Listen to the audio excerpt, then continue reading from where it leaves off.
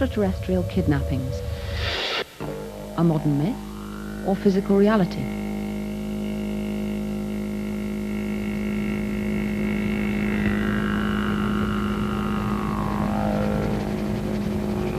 The being had these very large black eyes, luminous, not luminous, I don't mean that, I mean they didn't shine, but they were shiny in the sense that they reflected light, big black, like they were balls of black liquid.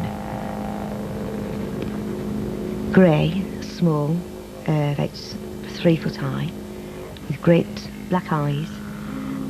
You can't really see their mouths. You sort of know there's a nose there, but there isn't a nose there. They're ugly. They're gray in color, light to dark gray. Their bodies are incredibly thin and small in comparison to their large heads. And they're scary. Last year, a poll claimed that almost 4 million Americans are the victims of alien abduction. Around the world, thousands of people have come forward to describe an experience that is consistent and terrifying. They say that their captors are an alien race called the Greys. The stories have caught the media's imagination and sparked a growing public controversy.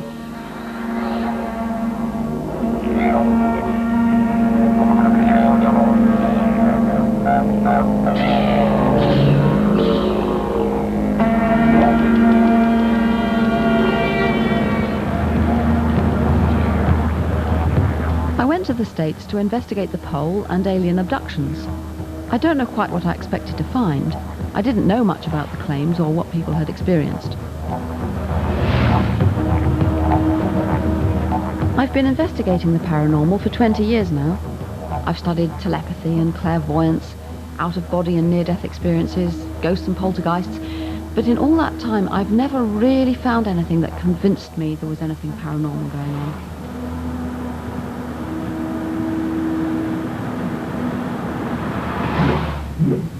I was laying there, and just before I'd fallen asleep, off to the right-hand side of me, off to the edge of my bed, was a little white, it was a very bright white flash of light that went off. And then we proceed, almost always, to go into the light, and the light kind of acts as a source of energy to take us to that crowd. And I saw 3 beings walking out of the field towards me. They were very frightening. They were kind of walking in lockstep. They were small gray creatures wearing like blue cloaks or robes. At that point, something caught my attention on the other side of the field, and I turned and I saw another being, which when I made eye contact with it, all the fear went away immediately. It was the most intense emotions that I've ever felt at any time in my life. No big speeches, hi, we're here to save you, or, you know, what, take me to your leader, or anything like that at all. It was just very rudimentary kind of thing you'd say to an animal at veterinarians. Don't worry, we're not going to hurt you. This will only take a little while.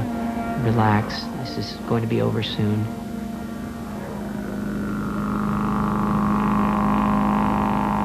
The most extraordinary claim is that the Greys are conducting a hybrid breeding experiment with their prisoners. I immediately shut my eyes and thought, oh God, and I started getting very scared. And then the next thing that followed after that was that my legs were being spread apart. And then I really started to panic. And then the next thing I felt after that was this most incredible pain that I've ever felt in my life. And that felt like a bullet shot up into my uterus and hit the top of my uterus. And I screamed so hard. Sometimes you can see the fizz being removed and taken away to be put into the columns. Most times I just know it's happening, though from my vantage point on a table with my legs in the air, I can't see too awful much about what's going on or describe in detail how they do it.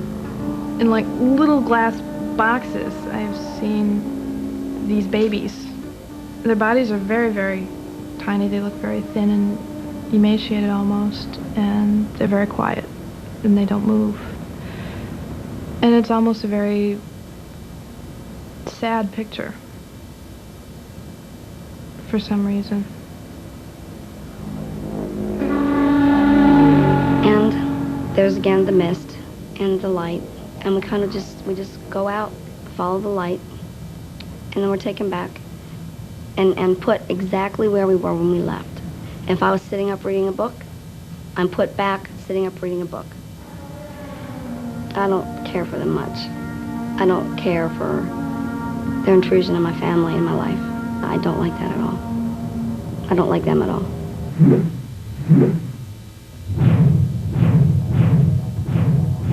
I suppose from the outset, three possible explanations present themselves. One, that people are just making it up, it's some kind of invention or hoax. Two, that it's real. There are aliens out there actually abducting people, and they're describing a truthful experience. Or three, they're interpreting as an abduction some mental experience produced by their brain. What's particularly striking about the abduction stories is how consistent they are. People report the same kind of experience again and again. Now, this could be because they've all met the same kind of alien, or it could be because similar things are going on in their brains.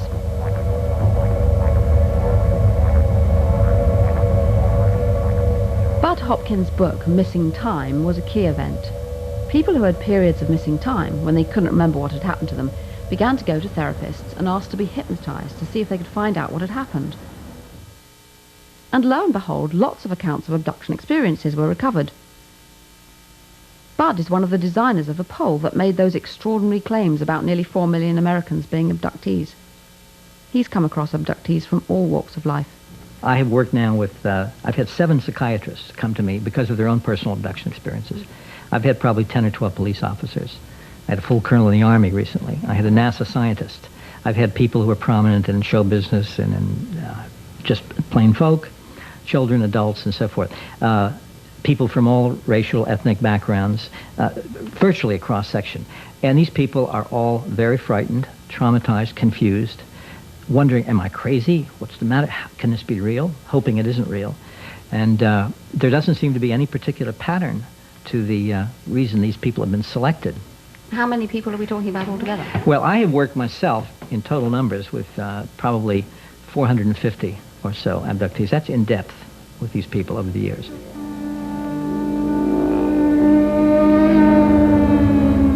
This is a problem because it makes me wonder whether the stories have been created by public knowledge about aliens and hypnotists implanting the ideas. To reassure me, Budd invited me to watch the hypnosis of a young man. It was his first session. I want you to take... Mark had come to him quite nervous. He'd had some experiences when he was a teenager, when he was asleep in bed, and he couldn't really remember what had happened. I think Mark was hoping that when he came to Budd, the hypnosis would bring back memories and perhaps help him to cope with it. Maybe it's just a vague sense, whether it's a big, stocky person or a medium-sized person, whether it's a child, whether it's a man or a woman, you might get some sense. So After 30 minutes of careful and gentle questions, Mark identified his tormentors. 2, you're about to open your eyelids just a tiny bit and look. 3, closing your eyelids. Yeah, it looks like one of them. What do you mean, one of them? In gray. So what do you think's going on? You're implying all the time this is real. The person actually went out there. Something actually came physically into the room, into the world. What do you think's really going on? Yeah, well, I'm not saying that happens in every single case that comes our way. We reject some cases, and some cases seem to be cloudy. But in the cases that check out, which is the vast majority, there seems to be some kind of non-human intelligence which is interacting with us and which possesses some kind of technological equipment which is way advanced over ours. We do not know, ultimately, what this will mean. We have had 2 basic science fiction myths about ultimate contact with another kind of intelligence. Either they're going to be body snatchers, invaders from Mars, come to do us in, or they're going to be these wonderfully benign, helpful people here to help you with the ozone layer. We have gotten no evidence whatsoever that either of those 2 explanations fits. What does seem to fit is that whoever they are here for their purposes with their agenda. And they are trying to do this, it would seem, with a minimum of disruption of the lives of the people who are the involuntary specimen that they're dealing with. Some people have more than one experience. They have multiple abductions. This often starts when they're very young, in early childhood. They can get taken by the aliens many, many times. I've had pretty regular visits. They used to be very sporadic. and maybe once or twice a year. And about the 1989-90 time frame, they got to be more regular. Mary's bedroom walls are covered with drawings of the Greys. Have these helped create vivid dreams? I don't believe that the experience of having an interaction with these extraterrestrial beings and dream state is anything similar at all. In the dream state, it's really more of sort of a constant flow, and the state of consciousness when you're awake is quite vivid to people, and they definitely know what they're perceiving and what they're seeing and what they're hearing. And when you interact with these beings, you know what you're seeing, you know what you're hearing, and just there's no way that you can confuse the two. I work in the defense industry, and I have a very mainstream 9-to-5 conservative job, and I am not a person that most people would suspect this is happening to. I think a lot of people feel that individuals who claim to be abducted are people living in some backwoods society that, you know, are just having some type of a mental illness of some kind. And I think it's important for people to know that the average, responsible, highly functioning adult person in the society is having these experiences. I think it's obvious that these people are not hoaxers. Something really did happen to them. But I can't accept that an alien race could wipe out our memories, but we could still manage to recover them so easily. On the other hand, the stories I've heard sound so convincing, and the abductees seem so plausible. And there are many people who believe their stories. Amongst them is one of America's best-known psychiatrists, John Mack. When I first heard that there was an artist in New York named Budd Hopkins who took seriously the stories of people who reported being taken by alien beings into spacecraft, I thought he must be mad and he's talking about some new form of psychosis. But these people, as far as I could tell, were of sound mind, had not communicated with each other, were not getting details from the media. This was long before the great media rash of information on this subject. They were reluctant to come forth, and they described similar stories in great detail and were shocked when they would hear that someone else had had a similar experience. And the only thing as a psychiatrist that I knew that behaved like that was real experience. John, you have a very high profile, and the fact that you're a professor at Harvard tends to make people believe you. I mean, do you think you could be seriously misleading people about what's going on here? What are the other possibilities? Dreams, for instance. Dreams do not behave like that. Dreams are highly individual. One dreams according to what's going on in your unconscious at that particular time, and the dreams of one person are quite different from those of another. Or some kind of trauma, for instance, like sexual abuse, which is often raised. Creating a story which replicates your abuse story. The replicated story is very similar to the original abuse. Frightened of men entering your room, but it's vague, it's general. You don't have a highly complex narrative of an altogether different sort. I would never say, yes, there are aliens taking people. I would say there is a compelling, powerful phenomenon here that I can't account for in any other way, that's mysterious. There isn't a single case of an alien abduction story that fulfills my criteria that has turned out to be anything else. And yet I can't know what it is, but it seems to me it invites some kind of deeper, further inquiry. The first psychological study of abductees has been done at Carleton University, Ottawa. John Mack can perhaps afford to leave a question like, do aliens really exist, hanging in the air? But as a psychologist, it's my job to answer that question. First of all, are they mentally ill? Well, there's a stereotype out there that they're crazy people or social marginals, undereducated people, that kind of thing. And is that true? No, it's not true. It's not true. Well, what we did was we actually placed ads in the newspaper asking for people who had had any kind of UFO experiences. And some of them were abductees, some of them had seen lights in the sky or had other experiences of something that they termed to be a UFO or aliens. We interviewed them. This is one-on-one. I did all the interviews and asked them about their experiences, got as much detail as we could from them, and then we administered a battery of questionnaires that are supposed to assess things like mental illness, well-being, fantasy proneness, IQ. So we gave them a whole slew of things. We found that they went to university, intelligent people with children and families and lives. We did find differences on measures of fantasy proneness, imagery, that kind of thing. Does that lead you to think that those abduction experiences are just a question of fantasy? No. We're talking about normal people who have a relatively higher propensity for imagery and fantasy and that kind of thing.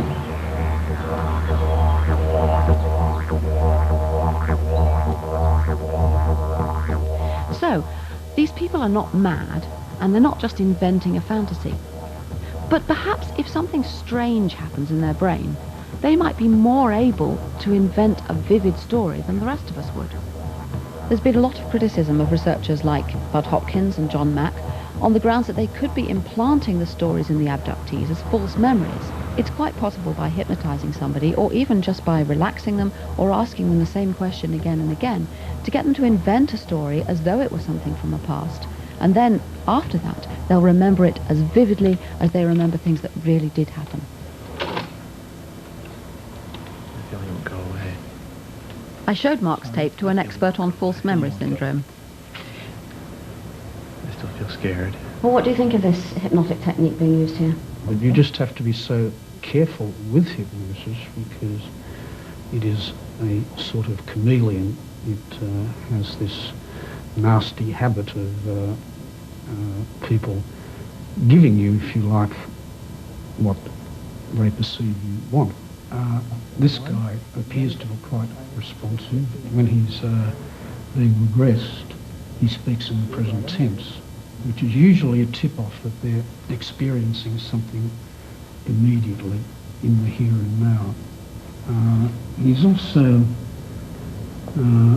there's one point I thought that there might be something that's known as translogic, where he said he's going through the floor and that it's his parents' room, but it feels like his sister's room, and this sort of You mean the kind of incompatibility, a sort of logic that you couldn't have in waking sort of life? mixing fantasy and reality with no sense of there being any logical incongruity.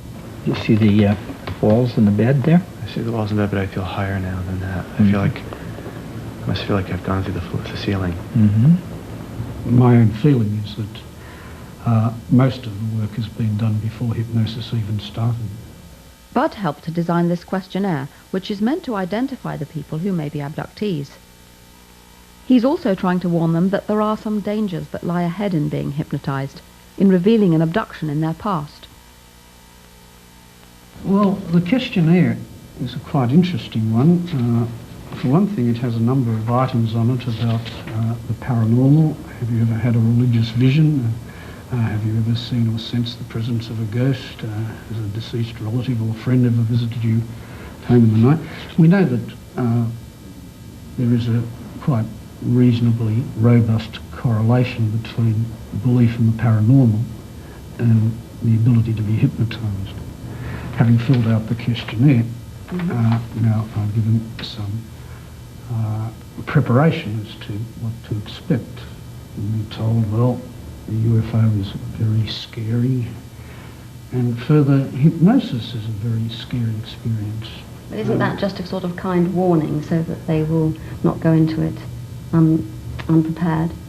Well, it seems to be emphasising it a little bit more than we ordinarily do. Well, certainly. In fact, it says here, you may finally come to see yourself correctly as a much stronger person than before and as a survivor. So he's sort of setting it up that only brave bungee jumpers do hypnosis. And you mean if you're not prepared to go through with it? Well, it means you're a wimp. I feel like I'm not in control. Don't most of us believe that we can really tell the difference between our memories and our imagination? I guess most of us believe it, but in fact it's not necessarily what happens. The thing about memory that you've got to realise is that memory's not like a videotape recorder. It's constantly being reconstructed in the light of fresh inputs, and as you know, the event gets more and more distant in time, what you think may be a true memory of what happened may actually be a fantasy of what happened or what somebody else told you that happened, and you've got to realise that you're using a very fallible technique, and it's one that does not guarantee biblical truth. We're going to go back. This is a very good example of how simple it is to create false memories. You only have to relax someone, and if they have the right expectations, it's very easy for them to invent all sorts of vivid experiences. especially if they're the sort of person who has good imagery in the first place. All kinds of paranormal experiences can be created. Marianne is not an abductee. She's being regressed to a previous incarnation, a prior life. Getting younger and younger. 2, 1, and 0. I didn't do very much. In fact, it's even more interesting in Marianne's case because she doesn't have this prior belief in the reality of prior life. It would be even easier with someone who comes in with a positive belief. In her case, I only know that she's a high hypnotizable subject, that she has very good imagery ability. She's able to become very much absorbed into the internal images that she creates. So I just give her the occasion to do so. I was falling. You were falling? I fell off a tree. You fell off a tree? Are you okay? Yeah, it scared the heck out of me. At first, when he mentioned that we were going back in time, everything goes kind of blank. Anyway, for me, it went kind of blank. And then it was like I was traveling very, very fast, like a small bullet. And how old are you? About 8. What's your name?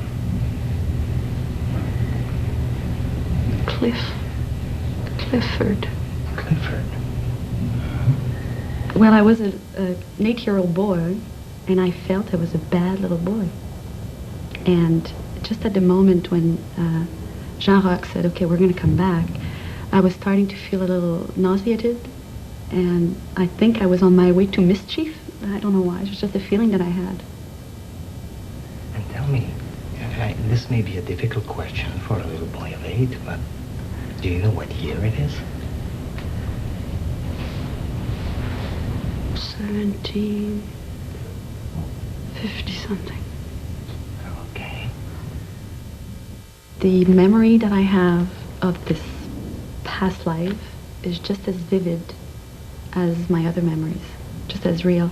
And I would even say, well, because it's fresh right now, it's very, very intense. There are many similarities between whether you're talking about ritual sexual abuse, creation, past life regressions like we did, or even extraterrestrial abductions and kidnappings. All of these memories are reconstructed in the same way. Except if you can independently corroborate these memories, there are no way to differentiate them. If you take the case, for example, of a E.T. kidnapping, well, usually a person will come in with one experience that surprised them. And then they will be hypnotized, and slowly and gradually, over repetitive testing and recalls, the memory will take shape, and it will become more detailed, and will also take reality value. It's the same thing that we just did here. If I was to re-hypnotize Marianne repetitively, going back to the same life, then she would start having a much larger history, richer history of that life. And it would, for her then, be even more difficult to differentiate between reality and fiction. Where are you? I'm in the countryside. Studies show very clearly that what hypnosis does is that it increases productivity. It makes you talk more, but most of it's error. Hypnosis is the biggest red herring in this one could possibly imagine. Even more important than that is the fact that we have hundreds of abduction accounts remembered without hypnosis.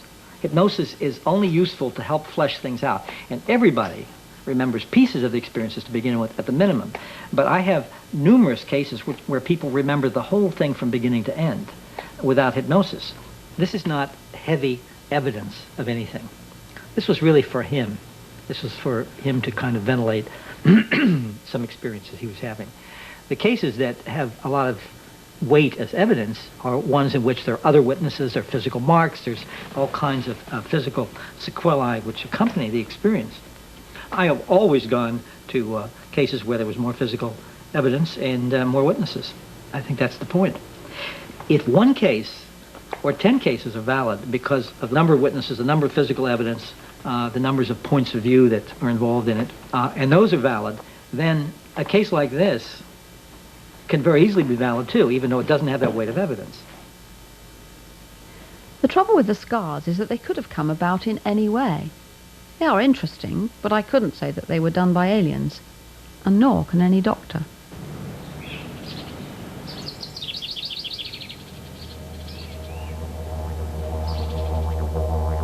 David Jacobs is author of a book containing the most detailed accounts of abduction experiences, and also a co-designer of the pole. People will describe an object being inserted by a needle-like device way up their nose. They hear a crunching sound as it passes the cartilage, goes all the way up, we think, towards their pituitary gland. Then the instrument is removed and the little BB or ball-like object on the end of it is gone. How come we haven't got any of those implants and can't see them? Well, of course, we've known about this for quite a while. We've come close, I must say, many times. We've had about 20 cases where people have sneezed these out or blown them out of their nose in some way. Each time they did not realize that they had been involved with the abduction phenomenon and thought they'd inhaled something and thrown it away or put it away for safekeeping, and over the years they got lost. In the CAT scans and MRIs that we have had, what will appear will be a little white, let's just say, density on the film surface. Now that density immediately goes into debate right away. It could be an artifact from space, it could be a calcium deposit, it could be anything. The only way you can find out for sure is actually operating and literally opening up their skull and looking at it. White spots on scans are not exceptionally rare. They're seen in many clinical cases. We do have other forms of physical evidence. One of the things that I first noticed years ago was that people were returning from these events with unusual stains on their clothes that seemed to make no sense. Stains on their underwear, on their night clothes, or whatever they were wearing to bed. We sort of know how they got these stains. Here are some of the stains. If you can see this here and this here. Yeah, this is an odd one here. Yes. So what do you think's happening? How are they getting these? Well, when they're laying on the table, sometimes these beings will use a solution on their body. We think for neurological testing. We're not exactly sure of that, but the evidence seems to suggest that.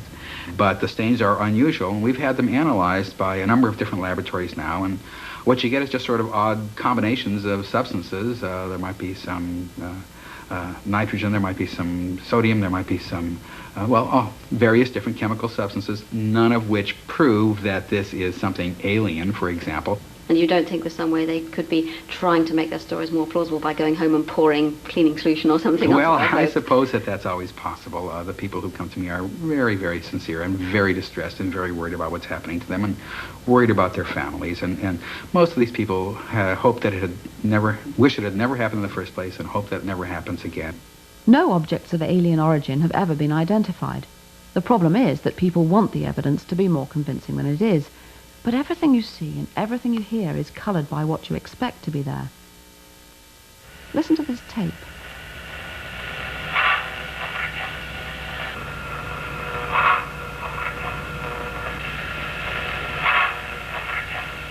I tape record in my room every night. I've been doing it for about 2 years. You can hear 3 words, and the 3 words are, "Don't wake up."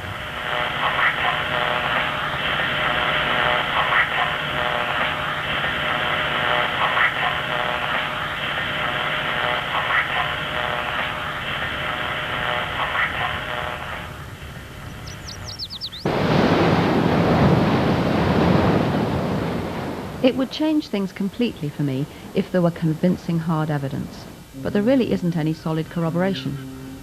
But what about the small number of abductees who don't need hypnosis or therapy? They wake with full recall of their experiences. I wonder if psychology can still explain this. Could the abductees be reinterpreting some other experience using cultural influences from the 20th century? Hardly anyone alive in North America now, or in most of Europe, can have failed to have seen science fiction movies, E.T., Close Encounters, all sorts of images of aliens. They're part of our culture. I've come across many other kinds of paranormal experience in which people have a strong story and detailed descriptions, such as when they come near death and go to heaven and describe green fields and brightly coloured flowers. But the strongest echoes I hear in the abductees' stories are of a familiar experience, sleep paralysis. This can happen not just when you're asleep, but when you're driving along, when you're exhausted or under stress or very tired. Bright lights can trigger it too.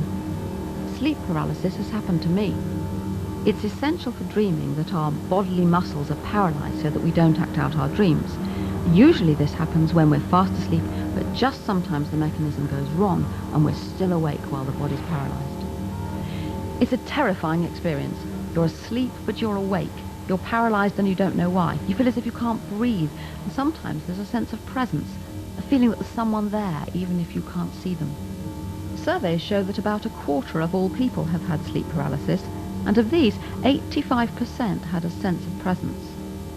But that presence is interpreted in different ways in different cultures.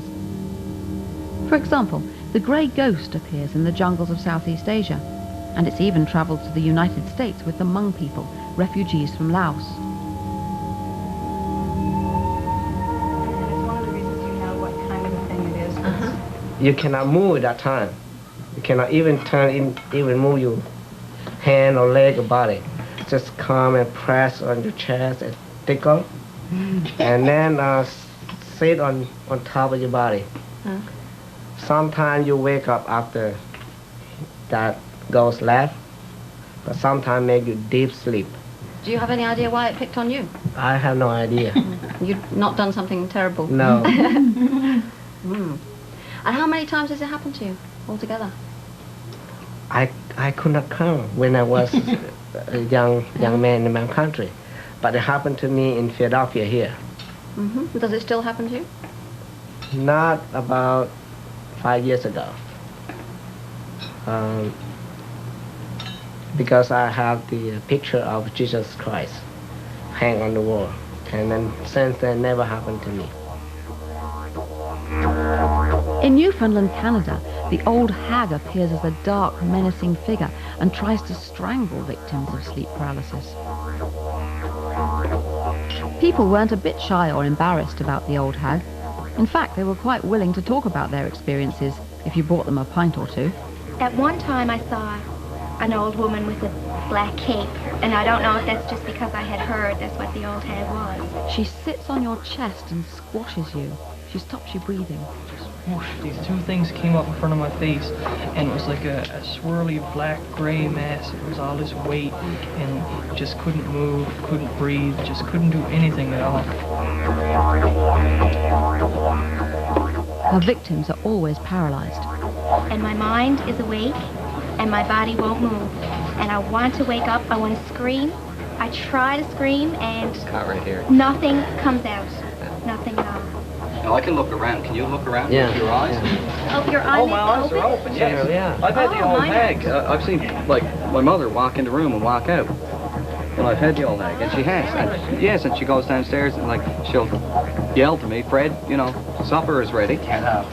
I'm there like, yeah, sure it is, but bad time, Mom.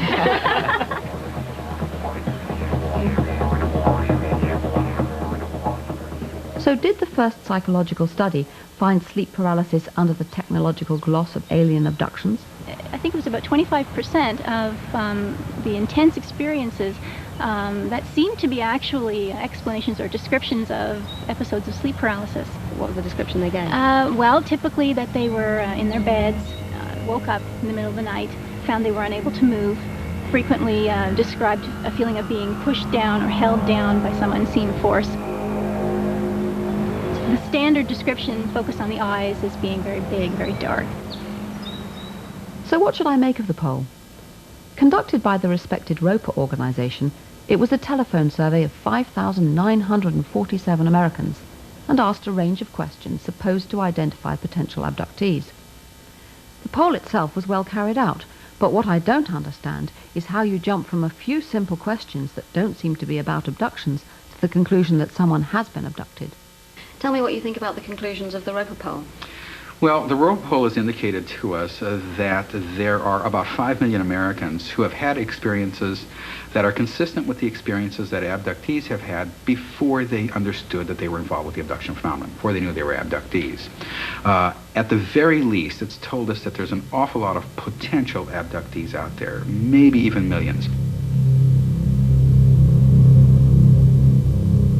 Isn't there a danger that these are just perfectly normal experiences and that you're almost persuading people that they must have been abducted and Right, causing well, panic and fear? Well, we know that the vast majority of people, that is maybe 80 to 85% of everybody, have never had any unusual experiences of the sort that I'm talking about at all. What is normal is not having these experiences, and we know that for an absolute fact. David Jacobs couldn't be more wrong. In fact, the majority of people have had some kind of unusual experience. I don't think the poll tells us anything specific about abductions at all. All the events described in it happen to people when they have sleep paralysis and other perfectly explicable experiences. But there's still something missing here. I can't quite see why there's this strong sense of feeling pulled from the body, of flying up into the spaceship, of being prodded by aliens. Sleep paralysis can get us so far, but I don't think it can explain the whole experience. It doesn't, for example, have the familiar journey, being taken out of the bedroom and far away. Nor does it have the sexual aspects, which are so common amongst abductees. But these do appear in ancient myths, such as the incubus and succubus, demons who come along in the night and have sexual intercourse with people against their will. Their purpose is to produce half-devil, half-human babies. The similarities with abductions are obvious. Then there are the fairy abduction myths, where people are taken away or babies replaced by changelings. Most people in our culture have probably heard of one or other of these stories, and hypnosis and relaxation are just the times when these deep tales are going to surface. I suspect there's a common experience underlying these myths and alien abductions. Again, it's to be found in the brain. Actually, this is my son, Jolien, and I can use him to demonstrate what might be an explanation of abduction experiences. Here, either side of the head, are the temporal lobes of the brain. Well known because in temporal lobe epileptics, this is where the focus is of the problem that they have. But what's less well known is that everybody has a lot of activity going on in these parts of the brain which can induce experiences of floating and flying, mystical experiences and so on. All the time, most of the brain is active, but parts being used at any time are more active than others, and each part of the brain consists of lots of cells, millions of cells in fact, interconnected. Some are exciting other cells, some are inhibiting others. It's very easy to see that activity here can be producing hallucinations and strange experiences, which might account for abduction experiences.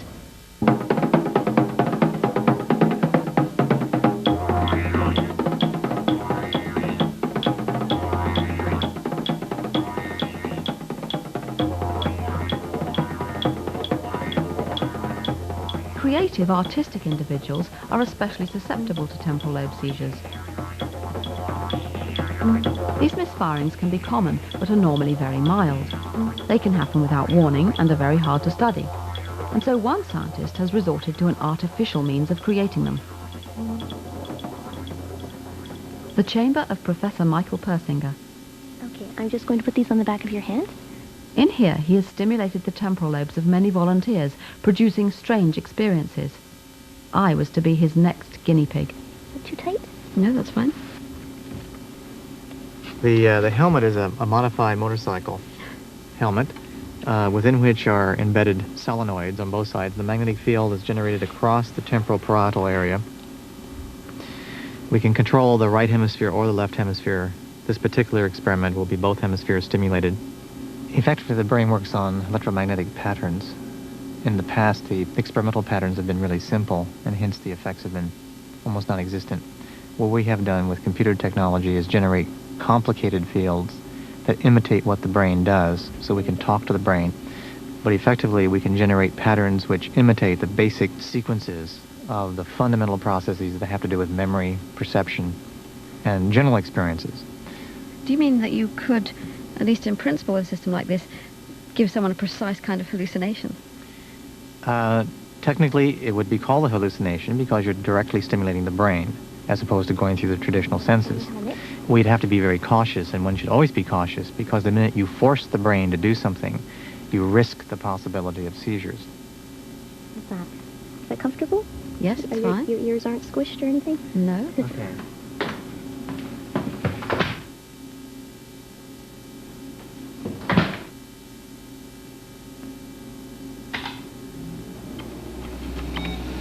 The experiences that are generated experimentally are primarily the fragments of abduction-type experiences and mystical-type experiences, and even the beginning of some kinds of psychical or often near-death-like experiences. So pleasant vibrations, feeling being light, leaving the body, perhaps a sense of a presence. Also sensations that involve visual experiences, the feeling that it's a dream, but it's more intense than the dream. Very often the feelings of an altered reality, feeling that the self is detached from the body. And sometimes sexual arousal occurs which is a very important feature because we find that many of these patterns are very much like the incubi and succubi reports of previous centuries, where people felt a sexual arousal at the time when the entity was visiting them. Well, I didn't really fancy the idea of being molested by an apparition. Okay, Dr. Blackmore, would you like to close your eyes and keep them closed, please?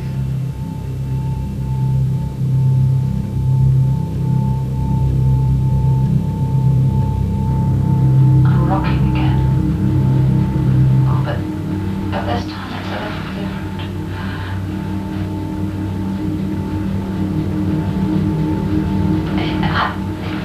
It's as though something's got hold of my left leg and my ankle. The whole of my left leg seems to be being stretched. Oh, this isn't very nice. Horrid. It's as though something's pulling me, but I can't see what it is doing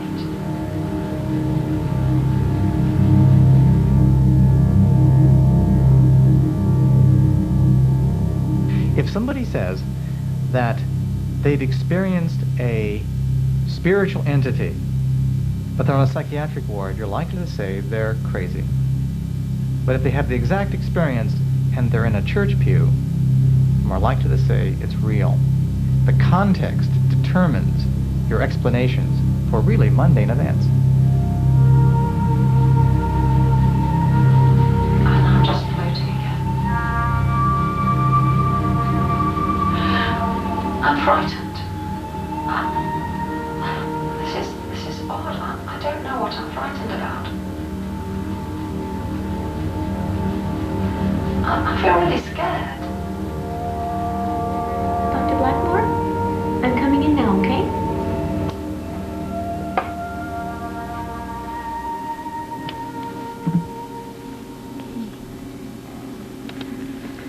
There.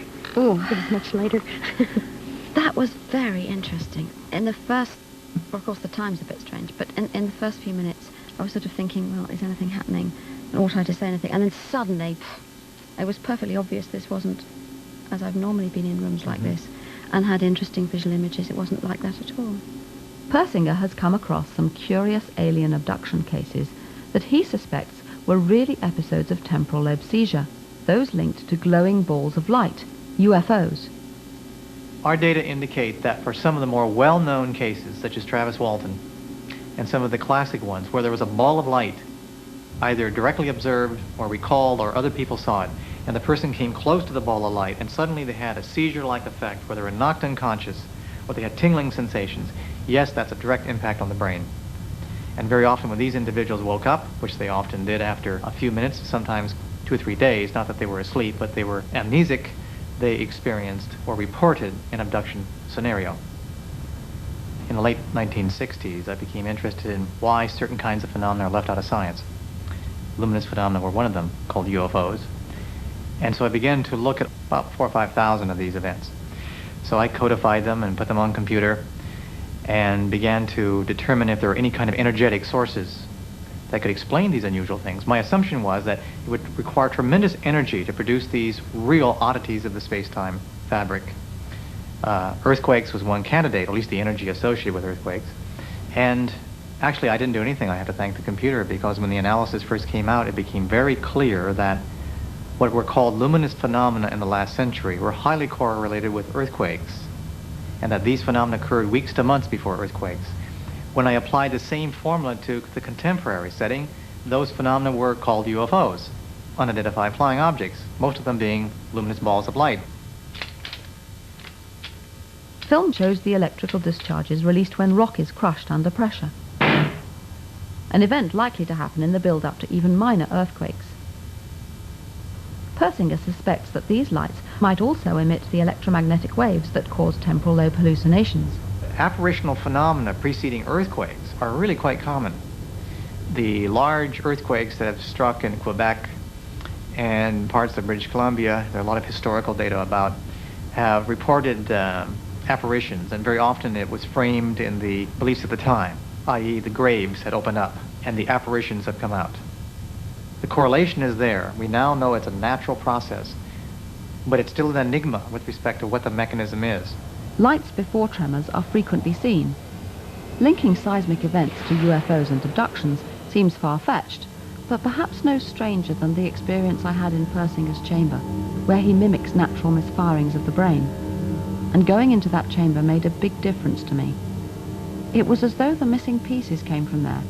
The sense of anger and fear, of being pulled and manipulated by something I couldn't see.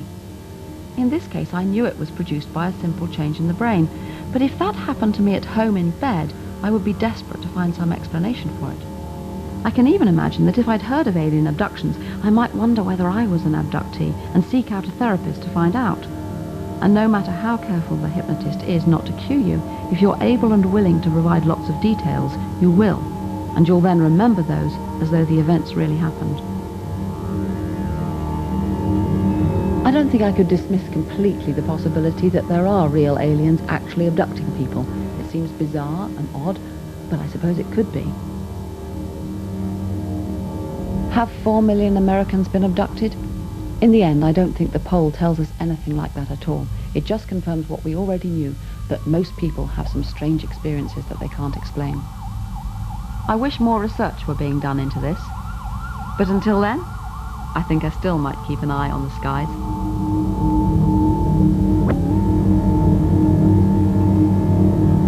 Right, I've got my alien invasion survival card. Look at the sky. That must be the moon. And a cloud. Yes, got clouds. Oh, it'll even help me identify seagulls. But can I see a UFO? No. Can't see any UFOs yet. In case of abduction, remain where you are. Yes, I can manage that. Give or do whatever they ask. Forget everything that happens.